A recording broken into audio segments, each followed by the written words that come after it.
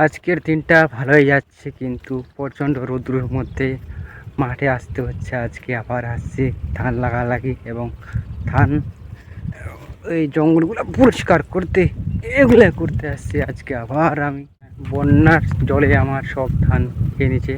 আগের ভিডিও তোমায় দেখাচ্ছি, কিন্তু আজকে আবার আসছি সেগুলাকে পরিষ্কার করতে, ধান লাগাতে এবং জঙ্গলগুলো পরিষ্কার করতে। এদিকে যাচ্ছে ওরা, আসছে ওরাও আমাদের অনেক কাজ করছে।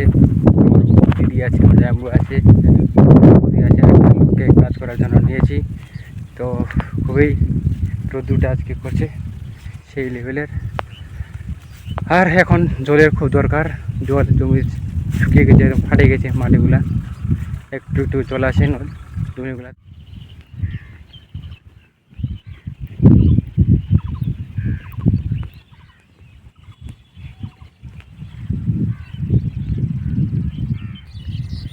আমি এখন যাব বাড়ি, বাড়ি যাচ্ছি, মানে এখানে একটু থামছি।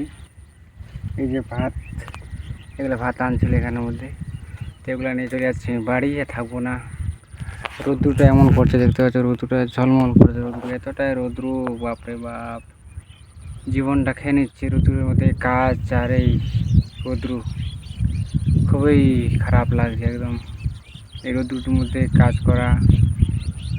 আর কাজ করতেই হবে, না হলে কীভাবে খাবো? এই ধানগুলো যে বন্যা খাইছে, ওগুলা ধান যদি না লাগাই আবার, তো হবে না ধান। তার জন্য আবার লাগাতে হচ্ছে। এই ধান খেতে জঙ্গলগুলো পরিষ্কার করতে হচ্ছে। মানে তোমরা ভাববে যে কৃষকের খুব টাকা, কৃষকের কোনো দিন টাকা থাকে না ভাই। এই সব খাইতেই করতে সব কিছু শেষ হয়ে যায়, লাগাতে আমাদের সব টাকা শেষ হয়। এগুলোর মধ্যে গৃহস্থী চলে যায় সব টাকা, একটাও টাকা থাকে না। হ্যালো গাইস, তোমরা আমার ভিডিওগুলো সাপোর্ট করো, একটু দেখো, লাইক কমেন্ট করো। তারপর না আমার মনের মধ্যে জোর বাড়বে যে তোমরা লাইক কমেন্ট করছো, তো আমার ভিডিওগুলো দেখছো। তারপর না আমি নতুন নতুন কিছু করার চেষ্টা করব এবং তোমাদের কাছে আমি পৌঁছাবো ভিডিও নিয়ে। তো সবাই আমার ভিডিওকে সাপোর্ট করো এবং আমি যেন তোমাদের আশীর্বাদে একটু ভালো কিছু করতে পারি। আমি নতুন নতুন কন্টেন্ট দিতে পারি তোমাদের কাছে এবং নতুন কিছু জিনিস দেখাতে পারি। এই যে আমি ধান খেতে আসছি, এখন ধান খেতে সিজন আমাদের, তো তার জন্য ধান খেতে দেখাচ্ছি। কিন্তু কোথাও ঘুরতে গেলে, কোথায় আমি তোমাদের সব কিছু শেয়ার করবো আমার ডেলি ব্লগের মাধ্যমে। আজকে আমি আসছি মাঠে, কালকেও আসছিলাম, তো আজকে আবার আসতে হচ্ছে কাজের চাপে। একদম এত কাজ হয়ে গেছে, এইগুলা কাজ, এই পরিষ্কার করা জঙ্গল, এগুলো কাজ হলে আবার হয়ে গেল কাজ, কোনো কাজ বলতেই নেই।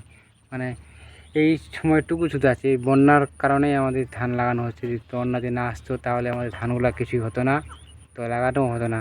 তাহলে এই জন্যই আমাদের এখানে আসতে হচ্ছে, মাঠে কাজ করতে হচ্ছে এত রৌদ্রের মধ্যে। আর কৃষক তো আমাদের কাজ করতে, রোদ বৃষ্টি সবই কিছু আমাকে পেরিয়ে সব কিছু কাজ করতে হবে।